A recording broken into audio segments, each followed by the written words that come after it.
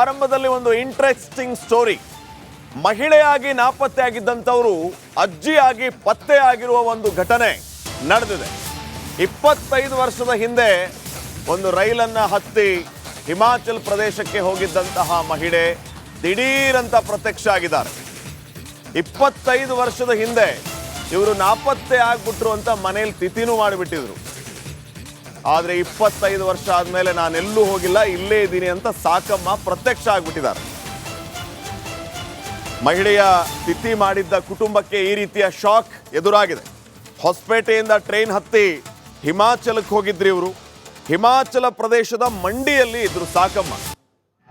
25 ವರ್ಷದ ಹಿಂದೆ ಹೊಸಪೇಟೆಯಿಂದ ಟ್ರೈನ್ ಹತ್ತಿ ಹಿಮಾಚಲ ಪ್ರದೇಶಕ್ಕೆ ಹೋಗಿದ್ದ ಈ ಸಾಕಮ್ಮ ಮನೆಯವರೆಲ್ಲ ನಾಪತ್ತೆ ಆದ್ಲು, ತೀರ್ಕೊಂಡ್ಲು, ಸತ್ತೇ ಹೋದ್ಲು ಅಂತ ಹೇಳಿ ತಿಥಿನೂ ಮಾಡಿ ಮುಗಿಸ್ಬಿಟ್ಟಿದ್ರು. ಆದರೆ ದಿಢೀರಂತ ಸಾಕಮ್ಮ ಪ್ರತ್ಯಕ್ಷ ಆಗಿದ್ದಾರೆ. ತಿಥಿ ಮಾಡಿದ್ದ ಕುಟುಂಬಸ್ಥರಿಗೆ ಶಾಕ್. ನೋಡಿ, ತಾವು ದೃಶ್ಯಗಳಲ್ಲಿ ಗಮನಿಸ್ತಾ ಇದ್ದೀರಿ. ಸಾಕಮ್ಮ ಅಕ್ಕಪಕ್ಕದಲ್ಲಿ ಕುಟುಂಬಸ್ಥರು 25 ವರ್ಷದಿಂದ ಈ ಸಾಕಮ್ಮ ಹಿಮಾಚಲ ಪ್ರದೇಶದ ಮಂಡಿಯಲ್ಲಿ ಇದ್ರು. ಇವ್ರು ಹೇಗ್ ಪತ್ತೆ ಆದ್ರು ಅಂತ ಮುಂದೆ ಹೇಳ್ತೀನಿ. ನಿನ್ನ ಹೆಸರೇನಪ್ಪ? ನಿನ್ನ ಹೆಸರೇನು? ವಿಕ್ರಮ್ ರಾಜ.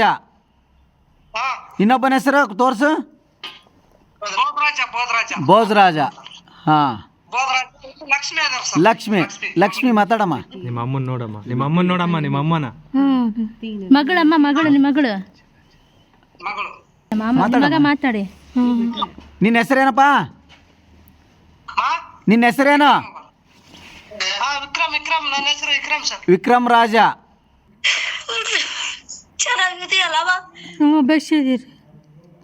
ಕರಿಯಮ್ಮ, ಕರಿ, ಅವ್ರ ಜೊತೆ ಬಾ ಅಂತ ಹೇಳ, ಕರಿ, ಕರ್ಕೊಂಬರ್ತೀವಿ ಅಂತ ಕೇಳಿ ಅಮ್ಮ. ಕರ್ಕಮ್ಮ, ಅವ್ರು ಸಾರ್ ಜೊತೆಗೆ ಬಾ ಅಂತ ಹೇಳು. ಬರ್ತೀನಿ.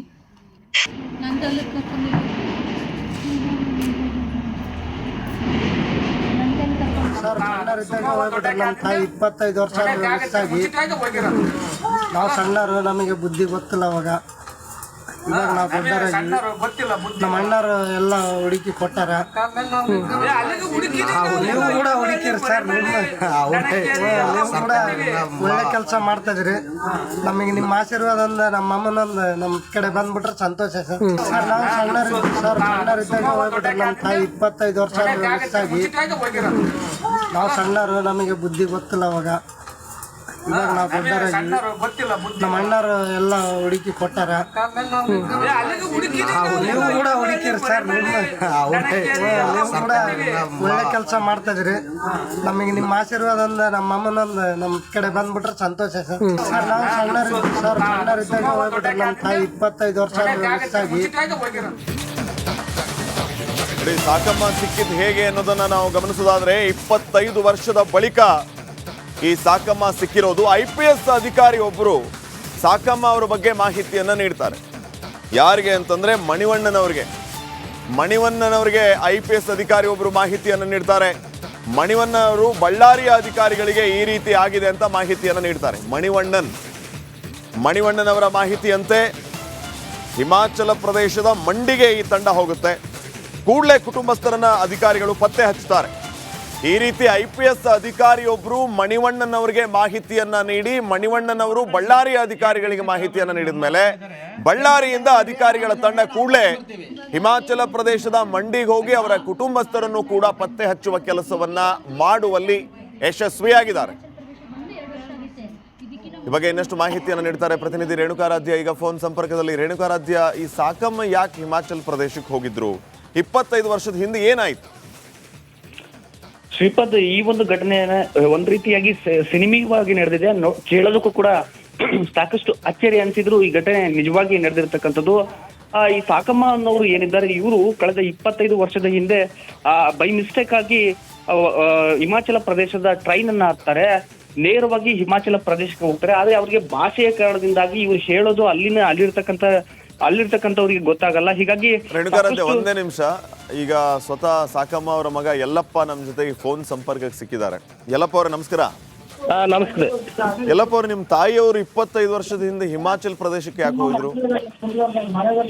ಅದು 25 ವರ್ಷದ ಹಿಂದೆ ಸರ ಹಾ. ಆಯಮ್ಮ ತಲೆ ಒಟ್ಟು ಶಾಕ್ ಆಗಿತ್ತು. ಹ್ಮ್. ಹಂಗಾಗಿ ಇಲ್ಲಿ ಬಮ್ಮಗಟ್ಟಿ ಅಂತಂದೈತೆ, ಅಲ್ಲಿ ಒಂದು 5 ವರ್ಷ ಇದ್ಲು. ಹ್ಮ್. ಮತ್ತೆ ಅಲ್ಲಿದ್ದ ಮತ್ತೆ ನಮ್ಮೂರು ಪೋತ್ಲಗಟ್ಟಿ ಅಂತಂದೇಳಿ ಇಲ್ಲಿ ಒಂದು 5-6 ವರ್ಷ ಇದ್ಲು. ಹಾ. ನಮ್ಮ ತಂಗಿ ಮೆಚೂರ್ಡ್ ಆಗಿದ್ಲು, ಅವಾಗ ಫಂಕ್ಷನ್ ಇತ್ತು. ಹಾ. ಭಾಳ ಜನ ಕಲ್ತು ಬಿಡಿದ್ರು. ಅದರಲ್ಲಿ ಆಯಮ್ಮ ಯಾವ ಥರ ಮಿಸ್ಟೇಕ್ ಆಗಿ ಹೋಗಿದ್ದಕ್ಕೆ ನಮಗೆ ಕಾಣಿಸ್ಲೇ ಇಲ್ಲ ಒಟ್ಟು. ಹಾ. ಅದೇ ಒಂದು ಕಾರಣ ಸರ್. ನಿಮ್ಮ ತಾಯಿಯವರು ಈ ರೀತಿ ಹೋದಾಗ ನೀವೆಷ್ಟು ವರ್ಷದವ್ರಿದ್ರಿ? ನಾವು ಅವಾಗ ಒಂದು 18 ವರ್ಷ ಇರ್ಬೋದು. ಅಂದ್ರೆ ಇವ್ರಿಗೇನು ಇಲ್ಲಿ ಹೋಗ್ಬೇಕು ಏನು ಎತ್ತ ಅಂತ ಏನು ಗೊತ್ತಾಗಿಲ್ಲ, ಸ್ವಲ್ಪ ತಲೆಗೆ ಶಾಕ್ ಹೊಡೆದಂಗೆ ಆಗಿತ್ತು, ಹೋಗ್ಬಿಟ್ಟವ್ರು ಹಂಗೆ ಹತ್ಕೊಂಡು. ಹೌದು ಸರ್. 25 ವರ್ಷ ನೀವು ಇವ್ರನ್ನ ಹುಡುಕೋ ಪ್ರಯತ್ನ ಮಾಡಿದ್ರ ಅಥವಾ ಹೆಂಗೆ ಏನು ಎತ್ತ?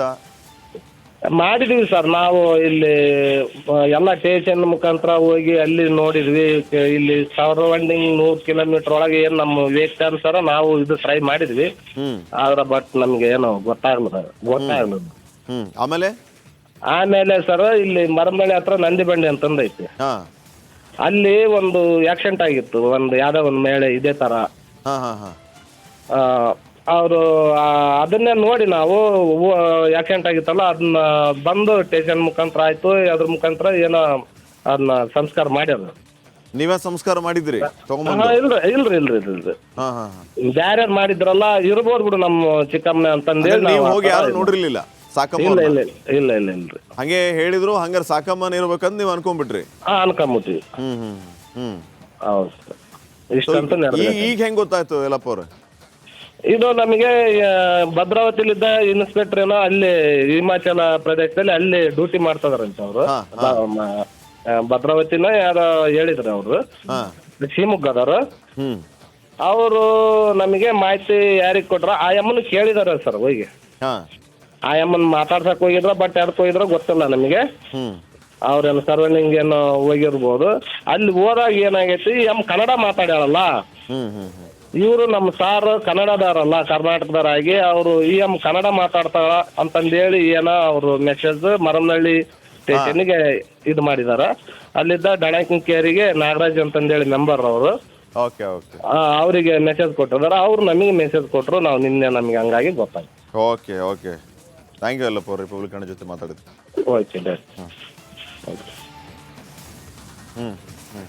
ಆರಂಭದಲ್ಲಿ ಒಂದು ಇಂಟ್ರೆಸ್ಟಿಂಗ್ ಸ್ಟೋರಿ. ಮಹಿಳೆಯಾಗಿ ನಾಪತ್ತೆ ಆಗಿದ್ದಂಥವರು ಅಜ್ಜಿಯಾಗಿ ಪತ್ತೆ ಆಗಿರುವ ಒಂದು ಘಟನೆ ನಡೆದಿದೆ. 25 ವರ್ಷದ ಹಿಂದೆ ಒಂದು ರೈಲನ್ನು ಹತ್ತಿ ಹಿಮಾಚಲ್ ಪ್ರದೇಶಕ್ಕೆ ಹೋಗಿದ್ದಂತಹ ಮಹಿಳೆ ದಿಢೀರಂತ ಪ್ರತ್ಯಕ್ಷ ಆಗಿದ್ದಾರೆ. 25 ವರ್ಷದ ಹಿಂದೆ ಇವರು ನಾಪತ್ತೆ ಆಗ್ಬಿಟ್ರು ಅಂತ ಮನೇಲಿ ತಿಥಿನೂ ಮಾಡಿ